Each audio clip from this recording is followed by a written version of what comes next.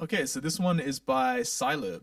So he says, should I add keywords after or when writing blog posts? He says, basically the title. I started using Surfer SEO for writing SEO optimized articles, but the problem is that I find myself losing much time editing the article to include more keywords suggested by Surfer SEO.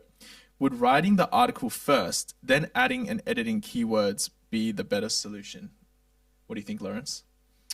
Using Surfer SEO, I think it's a great tool. A lot of these content writing tools give you great support in trying to figure out, okay, should I add this keyword to this page? Is it relevant?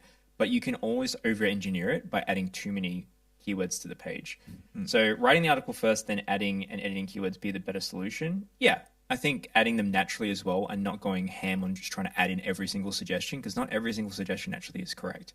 I've seen articles that have an 100 score on SEO Surfer or any tool, not rank.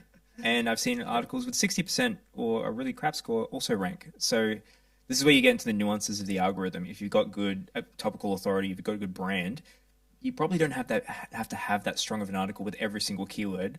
But because you're related to that niche so heavily, you probably will rank for it. So you could have the 100% score and do really well. I think you got to take these tools with a grain of salt. They're not going to give you the be all and end all of, if I had a 100% score and I've added all the keywords, I should rank. It's a lot more nuanced than that. So I think go back to the fundamentals. Write the article first, write it for the user, use competitor research, get it to a good spot that you're happy with, and post it. And then, as I always say, put it out to the universe, see what happens. If the feedback is good from the search results, do it again. Definitely. I think it's always easier to add in keywords after writing the blog post as well, because before, if you're trying to do it before, it's really going to mess up the flow of your writing. You're thinking about how can I add keywords in whilst also creating relevant content and a good outline and a good flow in the blog as well.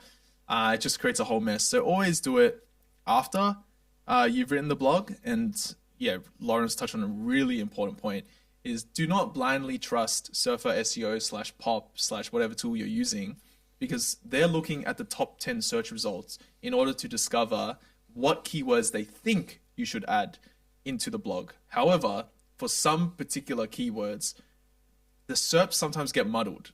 Like if you're looking up a blog on how do I clean my podcast room, for example, right? You might get the first blog that says, how do I clean my podcast room? The next blog might say, how do I clean my podcast room with a vacuum? And then the third blog might be completely unrelated and some random blog about best top 10 vacuums to use to clean your bathroom or something like that. And then you might get some wacky keyword in there that says like toilet or shower. And then suddenly you're talking about toilets and showers when you're talking about The cleaning the machine podcast learning room. sort of gets into this weird, funky, it goes really off script. Yeah, exactly. And that's something that I think Pop and Surfer SEO are probably getting better at, but they haven't got perfect yet, is identifying which blogs to actually look at or which search results to look at when they're giving you keyword suggestions. It's based off assumptions, right? If you give Yep. it 10 search results and some of them are wrong, Yep. you'll get weird variances. Yep. Yeah. And then that's why those tools have the option where you can choose the sources in which you want to figure out like who do I want to SEO optimize my content like.